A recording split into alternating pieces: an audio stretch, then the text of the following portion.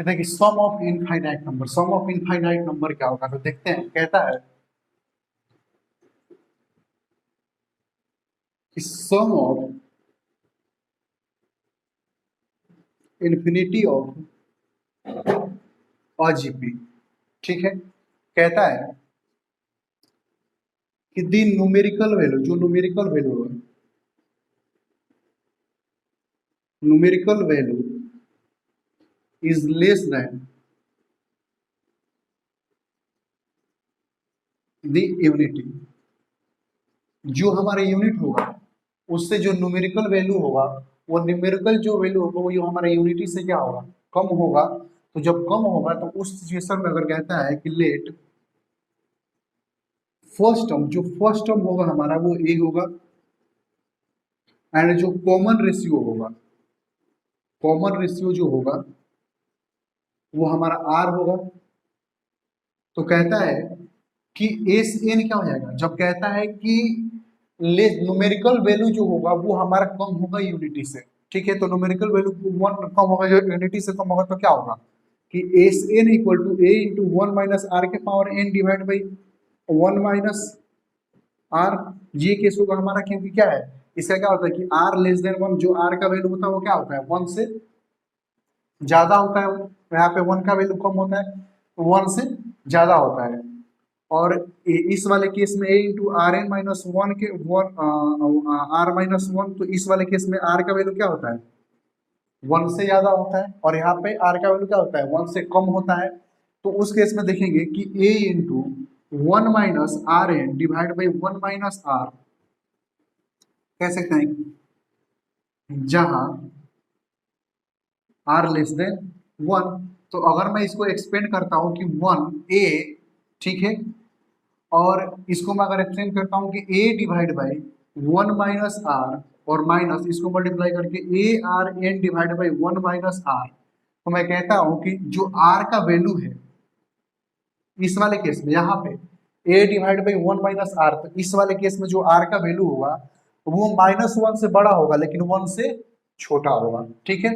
One से छोटा होगा क्योंकि वन यहाँ पे बड़ा है, तो माइनस वन से बड़ा तो हो गया, ठीक है, लेकिन वन से छोटा हो गया।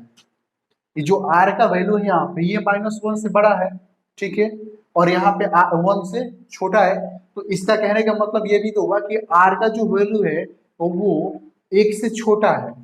तो जब एक से छोटा होगा तो क्या जाएगा, माइनस में आएगा, कि वो जीरो भी हो सकता है, माइनस भी आ सकता है। तो इसको मैं लेके चल सकता हूँ माइनस वन से, तो माइनस वन से बड़ा और वन से छोटा।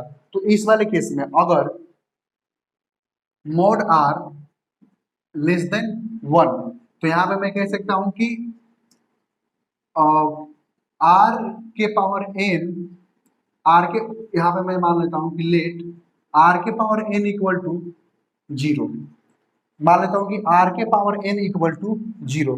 तो आर के पावर जब एन का वैल्यू जो जीरो हो जाएगा तो इस वाले केस में क्या होगा कि S N equal to A one by R minus A, और आर के पावर एन का जो वैल्यू है वो मैंने जीरो लिया है, तो क्या हो जाएगा वन माइनस आर। तो S N equal to A divide by one minus R, और ये पूरा का पूरा जो टर्म होगा वो जीरो हो जाएगा हमारा। तो S N equal to A one minus R, और मैंने कहा कि let S N equal to S infinity, तो S N equal to S infinity, तो S infinity equal to A divide by one minus R, where R का value minus one से बड़ा, minus one से बड़ा और वन से छोटा। तो ये हुआ हमारा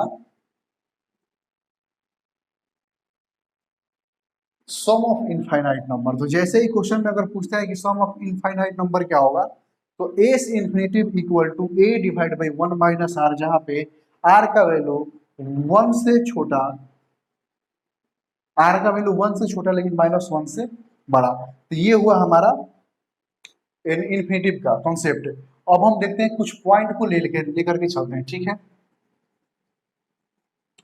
और ये पॉइंट क्या है, कहता है if A B and C are in GP, तो देन द कॉमन रेशियो क्या होगा, कॉमन रेशियो ऑफ जीपी। तो कहता है कि कॉमन रेशियो निकालने के लिए क्या करते हैं हम कि second term divide by first term. तो R इक्वल टू क्या हो जाएगा T2 डिवाइड बाई T1। तो उस कंडीशन में क्या हो जाएगा कि R equal B divide by A, फिर हो जाएगा कि C डिवाइड बाई B। तो जब R equal B divide by A equal C divide by B, अगर मैं इसको क्रॉस मल्टीप्लाई करता हूं तो R equal B square equal AC। ठीक है, तो ये क्या हो जाएगा B square equal to AC, तो therefore B equal to root AC plus minus root AC। ठीक है, उसी तरीके से अगर मैं लेकर के चलता हूं कि if A square B square and C square are in GP, तो देन दी कॉमन रेशियो क्या हो जाएगा CR क्या हो जाएगा हमारा। उसी तरीके से R equal to B square divide by A square, C square divide by B square, तो बी के power 4 divide by A square into में सी स्क्वायर। ठीक है, बी के power 4 equal A square into C square. तो B के power 4 A square into C square, तो B square equal to कितना हो जाएगा A square into C square under root. ये हमारा कुछ कॉन्सेप्ट था, वो भी मैंने आपको कवर करवा दिया। ठीक है, तो जीपी में जितना कॉन्सेप्ट आता था, जो हमारा कॉन्सेप्ट आता था जीपी में, वो हमने यहाँ तक कवर किया। हमने जनरल टर्म भी देखा, हमने कॉमन रेशियो भी निकालना देखा, फिर हमने देखा कि सम कैसे निकलता है, फिर हमने देखा कि उसका इनफिनिटिव नंबर कैसे निकलता है, फिर हमने कुछ उसके प्रोडक्ट के नंबर लिखे कि थर्ड टर्म का प्रोडक्ट क्या होगा, फोर्थ टर्म का प्रोडक्ट क्या होगा, फिफ्थ टर्म का प्रोडक्ट क्या होगा, सिक्स टर्म का भी जो अगर प्रोडक्ट आएगा तो वो भी हमने कवर किया। ठीक है, अब हम लेकर के चलेंगे यहाँ पे नेक्स्ट वाला जो टर्म होगा वो हमारा होगा जीएम, जियोमेट्रिक मीन। और यही हमारा क्या है लास्ट कॉन्सेप्ट है हमारा जीपी का। जीपी का क्या है हमारा लास्ट कॉन्सेप्ट है जियोमेट्रिक मीन। उस जियोमेट्रिक मीन को अब हम करते हैं। ठीक है, if A G B R in GP, तो then the middle term of GP is called geometric mean। जैसे हमने एपी में पढ़ा था A capital A B R in GP, तो then the middle term of GP AP, middle term of AP is called arithmetic mean. तो यहाँ पे उसी तरीके से हम पढ़ेंगे कि A G B R in GP, तो then the middle term of GP is called geometric mean. तो ज्योमेट्रिक मीन क्या होगा कि सीरीज है हमारा, सीरीज है हमारा ए जी बी। तो सीरीज तो हमारा आर क्या निकलता था second term divide by first term और third term divide by second term. तो क्या हो जाएगा ये कि G divide by A equal to B divide by G. तो जी जी स्क्वायर और ए इंटू बी, तो G equal to A into B. ये हमारा ए इंटू बी रूट में, ये हमारा ज्योमेट्रिक मीन हुआ। ये स्क्वायर है तो स्क्वायर मैंने हटाया तो ये क्या हो गया रूट में आ गया। अब मैं कहता हूं यहाँ पे कि जहां A greater than zero B greater than zero, और कहता है कि if A less than zero, if less than zero and B less than zero, तो then the G equal to minus A into, ये केस होगा। देखिए जहां पे अगर कहते हैं कि ए ग्रेटर देन जीरो है बी ग्रेटर देन जीरो है, तो वो तो G equal to root A B. अगर कहता है कि जहां पर भी आपको जियोमेट्रिक मीन निकालना है और आपके पास 3 पॉइंट दिया हुआ है, जैसे कहता है कि 4x6, ये हमारे पास 3 पॉइंट है। ठीक है, अब जैसे ही सॉरी यहाँ पे 6 ले लीजिए, 6x6। अब कहता है कि आपको जीएम निकालना है, ये जीएम आपको निकालना है, तो आपको मालूम होना चाहिए जो थर्ड टर्म होगा वो हमारा जीएम होगा। तो एक्स स्क्वायर इंटू सिक्स, तो एक्स स्क्वायर इक्वल टू 36, तो एक्स का वैल्यू रूट 36, तो एक्स इक्वल टू 6। तो ये हमारे ज्योमेट्रिक में निकल कर आ गया। उसी तरीके से अगर अर्थमेटिक मीन हमें निकालना होता तो x equal to 6 plus 6 divide by 2 कर देते तो 12 डिवाइड बाई 6 2, तो ये हमारा वैल्यू 6 निकल करके आया। ठीक है, तो अगर हमने जी भी निकाला, जियोमेट्रिक मीन भी निकाला हमने तो 6 ही आया, और अर्थमेटिक मीन भी हमने निकाला तो 6 ही आया। ठीक है, तो इसका जो इक्वेलेशन जो आया, इसका ए एम और जी एम का जो इक्वेलेशन आ रहा है उसके बारे में हम आगे इसको करने के बाद में अगला कॉन्सेप्ट करेंगे, पहले इसको समझते हैं। यहाँ पे देखिए ये ज्योमेट्रिक मीन है, जैसे मैंने आप लोगों को अर्थमेटिक मीन बताया था वैसा ही सेम ज्योमेट्रिक मीन है।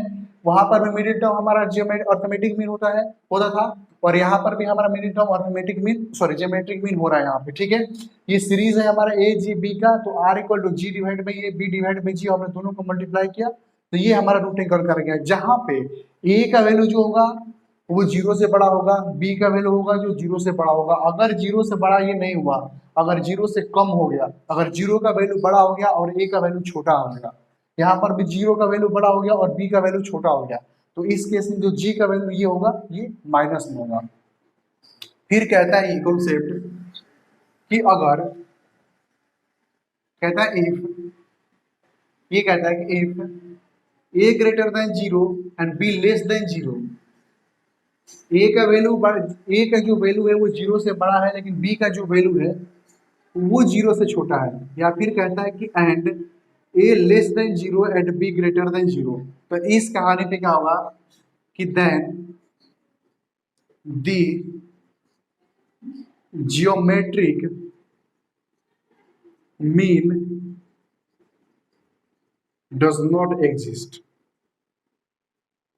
इस कहानी में क्या होगा कि जो हमारा जियोमेट्रिक मीन होगा वो हमारा एग्जिस्ट नहीं करता है। एग्जांपल के तौर पर ले लेते हैं, एग्जांपल के तौर पर हम देखते हैं, एग्जांपल के तौर पर एक क्वेश्चन देखते हैं हम, और क्वेश्चन ये कहता है हमारा कि ये कहता है हमारा कि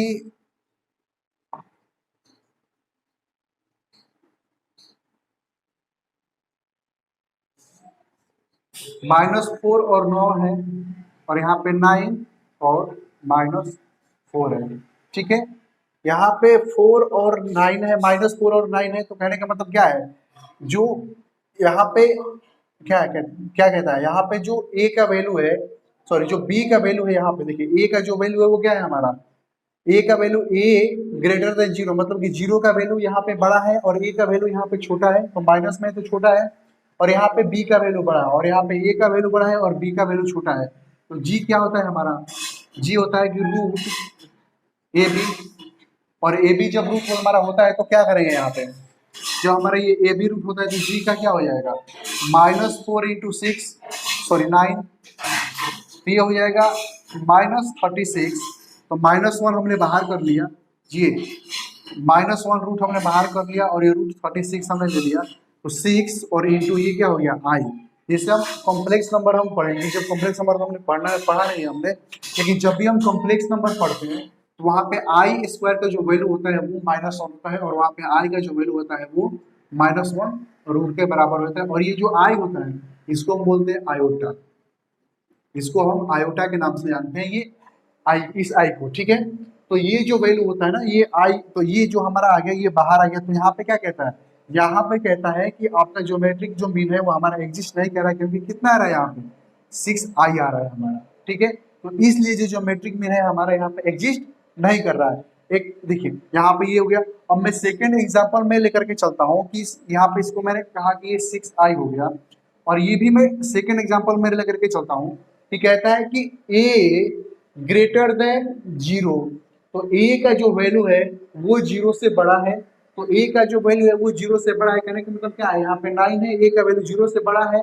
और फिर कहता है कि b लेस देन 0, तो b का वैल्यू क्या है वो 0 से कम है, 0 बड़ा है यहाँ पे, तो यहाँ पर भी g क्या कहता है, g वो है कि 4 इंटू -4 रूट में कर दो, -36 कर लो तो -1 रूट में आ गया, और ये रूट 36 आ गया, तो वही कहानी 6 इंटू आई, तो यहाँ पर भी ये 6i हमें मिल रहा है, तो यहाँ पे क्या कह रहा है, जो ज्योमेट्रिक मीन है वो हमारा एग्जिस्ट नहीं कर रहा है। एग्जिस्ट करने का मतलब क्या है, ये बिल्कुल इंडिविजुअल होना चाहिए, बिल्कुल सेपरेट होना चाहिए, इसका जो वैल्यू आ रहा है यहाँ पे 36 है, तो कहने का मतलब क्या है कि 6 आना चाहिए, ये 36 है तो इसका मतलब कि 6 आपके पॉजिटिव होना चाहिए, ये कॉन्सेप्ट ये कह रहा है। ठीक है, तो ये तो हमने जियोमेट्रिक मीन कहा, ज्योमेट्रिक मीन का हमने साइन भी यहाँ पे देखा कि a greater than 0, b greater than 0, तभी तो साइन जाकर के हमारा पॉजिटिव होगा।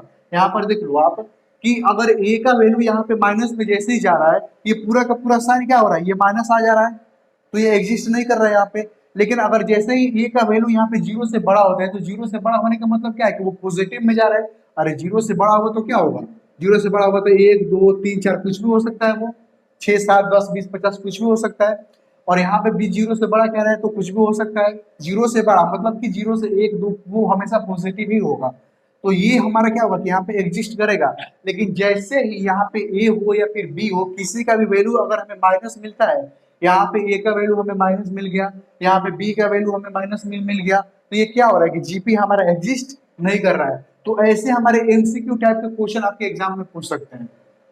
ठीक है, साइन गिवन होगा वहां पे बोल देगा कि क्या यहाँ पे एपी एग्जिस्ट करते करेगा या एग्जिस्ट नहीं करेगा। तो ये मैं कह रहा हूँ कि इसलिए आपको ये जितने सारा मैं कॉन्सेप्ट करा रहा हूँ बहुत ही इंपॉर्टेंट कॉन्सेप्ट है, और एक एक बारीकी से बारी बारी में पूरा का पूरा कॉन्सेप्ट करवा रहा हूँ, पूरा का पूरा कॉन्सेप्ट मैं आपको समझा रहा हूँ। इसको आप बिल्कुल ही हल्के में मत लेना, क्योंकि अगर आपका ये स्ट्रॉन्ग हो गया, आपका कॉन्सेप्ट अगर आपका स्ट्रॉन्ग हो गया, तो फिर आप कोई भी क्वेश्चन दुनिया को उठा करके आपको आसानी से उसको सॉल्व कर दोगे। इसलिए आप कॉन्सेप्ट पर ज्यादा फोकस करना। कॉन्सेप्ट आपको एक बार क्लियर हो गया तो फिर आप कोई भी क्वेश्चन आया आपके पास, आपको क्वेश्चन करने में कोई दिक्कत नहीं होगी। ठीक है, लेकिन कहने का मतलब ये मैथमेटिक्स है, तो मैथमेटिक्स में आप जितना प्रैक्टिस करोगे, जितना ही आप बेहतरीन प्रैक्टिस कर, जितना ही आप प्रैक्टिस करते हो, उतना ही आपका जो मैथमेटिक्स है वो आपका बेहतर होता जाएगा। तो मैथमेटिक्स क्या ढूंढता है कि आप प्रैक्टिस करते जाओ, प्रैक्टिस करते जाओ, प्रैक्टिस कर जाओ, मतलब थको मत आप। एक चैप्टर को एक बार, दो बार, 5 बार, 10 बार, जितने बार आप कर सकते हो उतने बार आप करो, क्योंकि आपको पेपर में बैठना है, एग्जाम देना है आपको। अब ये बस सोचोगे कि एक चैप्टर मैंने कर लिया, एक बार कर लिया, चलो 5 क्वेश्चन 6 क्वेश्चन हाई एक्सरसाइज में कर लिया मैंने, मैं निश्चिंत हूँ, बिल्कुल निश्चिंत हूँ। तो इसका मतलब ये नहीं है कि जो एक्सरसाइज में क्वेश्चन है वही क्वेश्चन आपके पेपर में उठ करके आएगा। जितने टाइप का मैं क्वेश्चन करवा रहा हूँ आपको, या फिर जितने टाइप का कॉन्सेप्ट मैं आपको करवा रहा हूँ, इस कॉन्सेप्ट में से कुछ भी उठा करके आपको दे देगा। इसलिए मैं कह रहा हूं कि आप अपने आप को प्रिपेयर रखें, अपने आप को तैयार रखें कि आप एग्जाम में जाएं और आप इजिली क्वेश्चन सॉल्व करके आ जाए।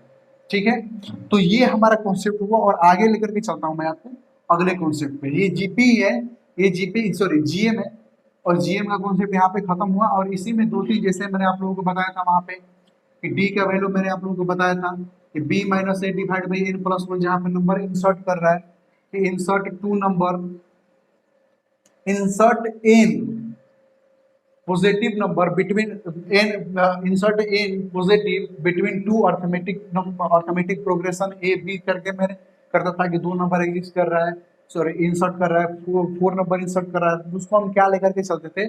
तो वहां हमने एपी में देखा था, अब हम यहाँ पर जीपी में देखेंगे कि यहाँ पे इसको कैसे सॉल्व करेंगे। ठीक है, metric mean of N positive number. ठीक है, इसका क्या होगा, कहता है कि let N be the positive number,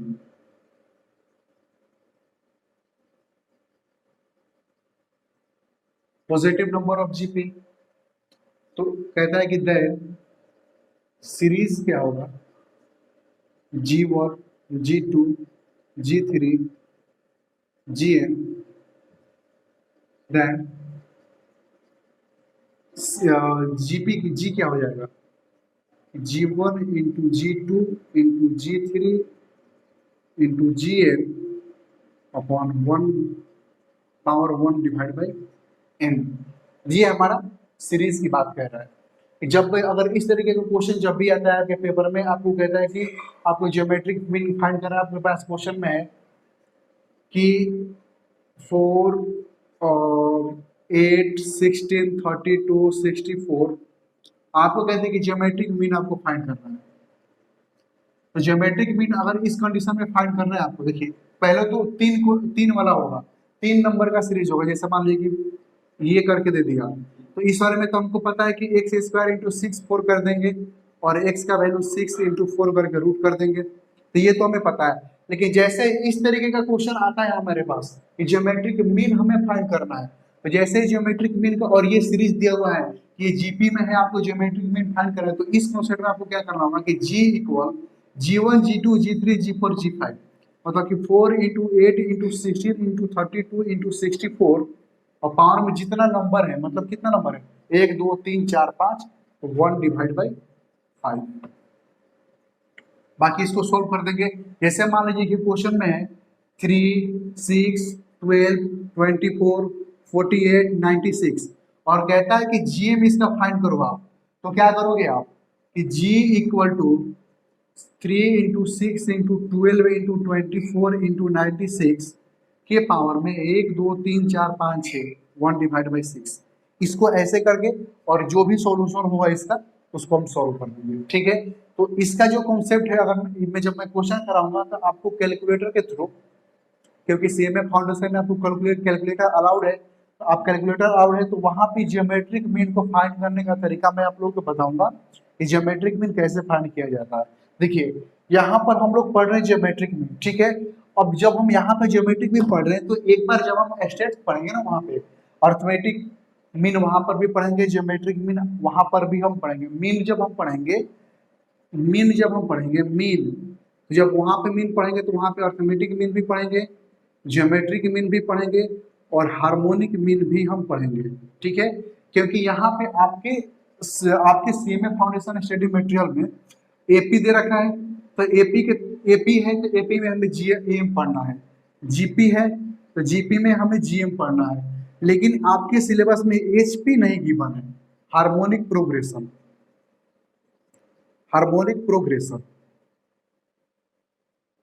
ये आपके सिलेबस में नहीं है, तो इसलिए हम आपको यहाँ पे नहीं पढ़ेंगे, एचपी को यहाँ पर हम नहीं पढ़ेंगे, हम पढ़ेंगे हार्मोनिक मीन को। और हार्मोनिक मीन हम कहाँ पढ़ेंगे, जब हम मीन पढ़ेंगे, स्टेट्स जब पढ़ेंगे, mean median mode correlation regression, ठीक है, इंडेक्स नंबर जो भी है उसमें पढ़ेंगे, तो वहां पे हम हार्मोनिक मीन पढ़ेंगे। ठीक है, तो यहाँ पे हमने एम भी देखा, जो हमने एम यहाँ पे देखा सेम एम वहां पर भी देखेंगे, जो जीएम हम यहाँ पे देख रहे हैं वही जीएम हम वहां पर भी देखेंगे। ठीक है, तो insert in geometric mean between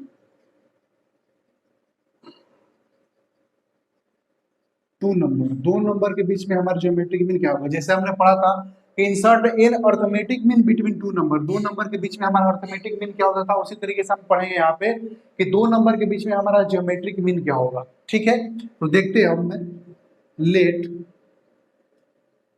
A and B are two positive number,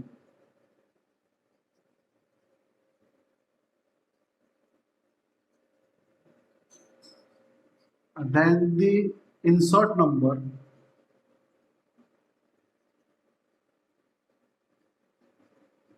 will be G1, G2, G3, Gm. So then the series A, G1, G2, G3, Gn, B, ये सीरीज हमारा बन करके आया। जैसे हम एपी पढ़ते थे, एम पढ़ते थे, तो A1, A2, A3, AN और B करके आता था। उसी तरीके से यहाँ पे क्या आ रहा है, A, G1, G2, G3, Gn और B। तो यहाँ पे क्या हमने किया था, वहां पे माना था कि B = n + 12 टर्म, तो यहाँ पर भी मानेंगे कि B = n + 12 टर्म। तो यहाँ पर Tn का वैल्यू क्या होता है, AR⁻n-1, वहां पे होता था A + n-1 × D, और हमने B के जगह पे ये वाला वैल्यू पुट किया था, तो यहाँ पर अब क्या होगा, n के जगह पे ये वैल्यू अब पुट करेंगे तो कितना हो जाएगा कि B = AR, n का वैल्यू कितना है n + 2 - 1, तो B = AR n + 2, 2 - 1, 1 तो n + 1।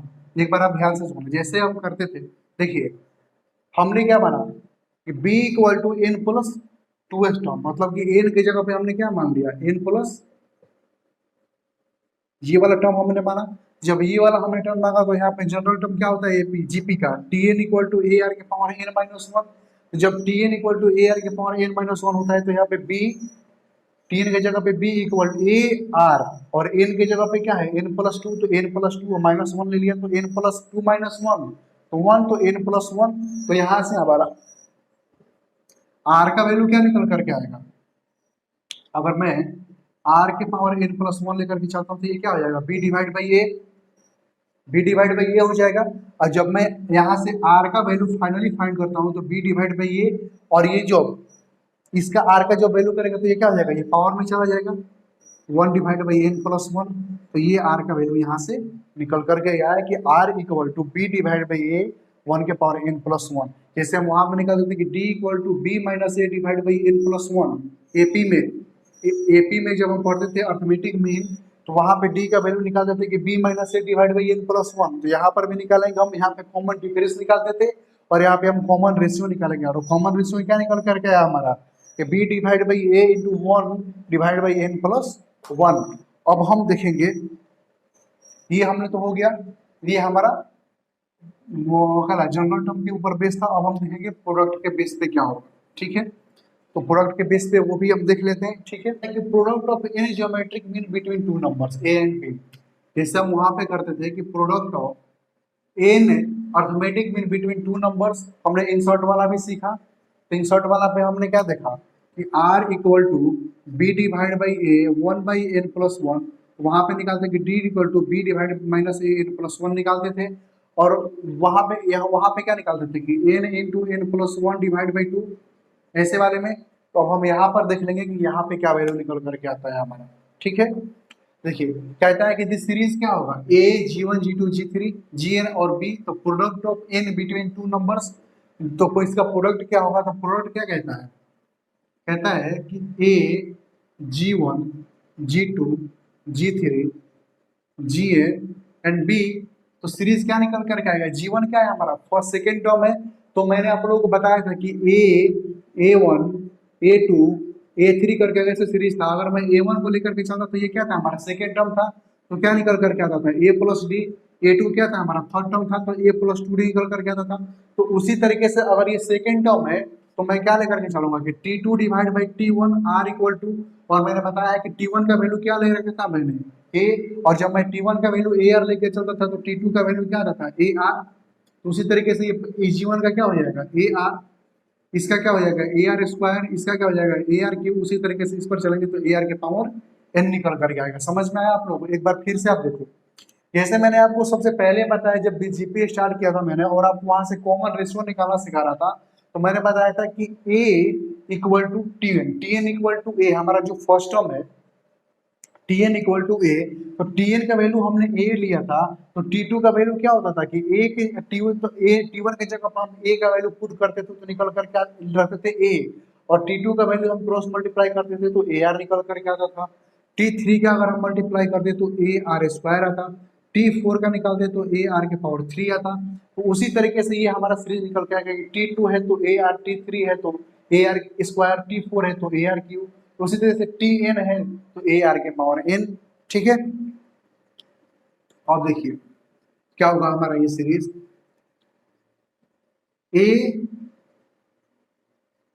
ए और क्या है हमारा हर एक लेवल पे क्या है वन वन वन, तो one plus one one plus one plus one plus one plus th term तक। उस ई क्या है हमारा आर, और हर एक लेवल पे क्या है बढ़ते जा रहा है ए है, तो हर एक लेवल पे एक ही है, इसका पावर क्या है हर एक लेवल पे वन है, यहाँ पर भी वन है, यहाँ पर भी वन है, यहाँ पर भी वन है। अगर मैं ए के पावर फोर लेके चलता, ए आर के पावर फोर लेकर के चलता तो वहां भी वन ही पावर होता है, ए आर के पावर फाइव लेकर के आता तो ए का पावर वन ही होता, मतलब कि हर एक लेवल पे ए का जो पावर है वो हमेशा क्या हो रहा है सेम रह रहा है, और आर का जो पावर है वो चेंज हो रहा है। तो आर क्या होगा one plus two plus three plus four plus five plus nth term, ठीक है। तो ये कितना हो जाएगा ए तो ए कितना जा रहा है nth टर्म तक जा रहा है, तो ये कितना हो जाएगा ए के पावर n और इनटू आर जा रहे हैं तो आर, और हमने पढ़ा था कि first sum of first integers, sum of first क्या कहते हैं इंटीजर्स नंबर का सम क्या देखा था N into N plus one divide by two, हमने एपी में पढ़ा था, तो वही कर देंगे यहाँ पे कि N into N plus one divide by two. अब देखिए ये ए के पावर एन इंटू आर के power N into N plus one divide by 2 आ रहा है, तो कितना हो जाएगा ए के पावर एन इंटू आर। अब देखिए ऐसा करते हैं हम कि आर का वैल्यू हमने अभी अभी फाइंड किया है कि आर का वैल्यू हमें क्या मिला है, आर का वैल्यू हमें मिला है कि B divide by A 1 divide by N plus 1। तो आर की जगह पे हम यही वाला वैल्यू पुट करेंगे आर की जगह पे, तो बी डिवाइड बाई ए और 1 डिवाइड बाई एन प्लस 1 और पूरा के पावर पे क्या हो जाएगा कि N into N plus 1 divide by 2। एक बार फिर से आप समझ लो, हर एक लेवल पे ये जो क्या है सेम है, ए हर एक लेवल पे ये सेम है, इसके पावर में तो कोई चेंज नहीं आ रहा, ना ये बढ़ रहा है ना ये घट रहा है, हर एक लेवल पे ये सेम है। तो मैंने कहा क्या कि 1 प्लस 1 प्लस लेकर के इन तक मैंने इसको चला, फिर मल्टीप्लाई ये आर है, और हर एक लेवल पे आर का जो पावर है वो क्या है इंक्रीज होते जा रहा है, बढ़ते जा रहा है। देखिए यहाँ पर 1 है तो यहाँ पे 2 है, यहाँ पे 3 है, अगर मैं आगे में बढ़ता तो ए आर के पावर 4 हो जाता, और आगे मैं बढ़ता तो ए आर के पावर 5 हो जाता, और मैं आगे बढ़ता तो ए आर के पावर 6 हो जाता। तो ये बढ़ते जाता हर एक लेवल पे, इसलिए मैं यहाँ पे आर को बढ़ा के लेके चला हूँ, बढ़ाते चला हूँ मैं 1 प्लस 2 प्लस 3 प्लस 4 प्लस 5 और एन टर्म तक ये गया है। तो मैंने कहा कि ये एन टर्म तक गया है तो ये ए के पावर एन हो गया इनटू आर। और मैंने आप लोगों को सबसे पहले पढ़ाया था एपी में कि जब सम ऑफ फर्स्ट नेचुरल नंबर होता है तो उसका क्या निकालते हैं कि n इंटू उसका सम क्या होता है कि n into N plus 1 divide by 2। इस वाले फॉर्मूले से हमने फाइंड किया था कि n इंटू ए से equal n by 2 2a plus n minus 1 into D. इस वाले फॉर्मूले से हमने फाइंड किया था, तो वैल्यू निकल करके आया था n प्लस 1 डिवाइड बाई 2। आपको याद होना चाहिए, मैंने आप लोगों को करवा रखा है। तो उसके जगह पर मैंने ये पुट किया, और अभी अभी हमने r का वैल्यू निकाला, अभी अभी हमने r का वैल्यू निकाला, और r का वैल्यू हमने क्या पढ़ा कि r equal B divide by A 1 divide by N plus 1। तो मैंने क्या किया कि r की जगह पे b divide by A 1 divide by N plus 1 मैंने कर दिया।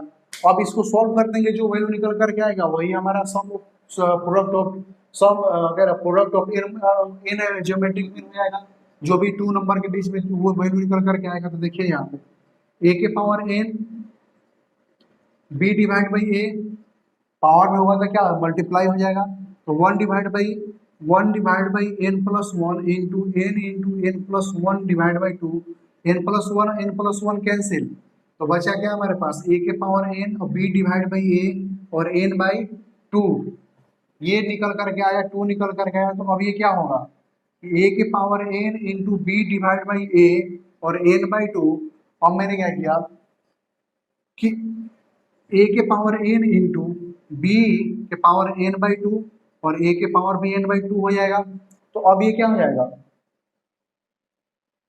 कि a के पावर n बाई 2 इंटू, अगर डिवाइड में है तो मैंने इसको मल्टीप्लाई में लिया, तो मल्टीप्लाई में लिया तो क्या हो जाएगा, ये क्या हो जाएगा, ये a के पावर n नीचे आ जाएगा, a के पावर n बाई 2 b के पावर n बाई 2, ठीक है।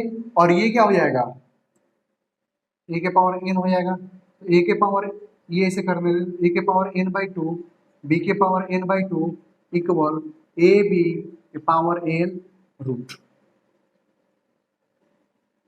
और ये हमारा फाइनल कंक्लूजन निकल कर गया, फाइनल रिजल्ट निकल कर गया कि a के power n by 2 into B के power n by 2 equal to A B के पावर n रूट, ठीक है।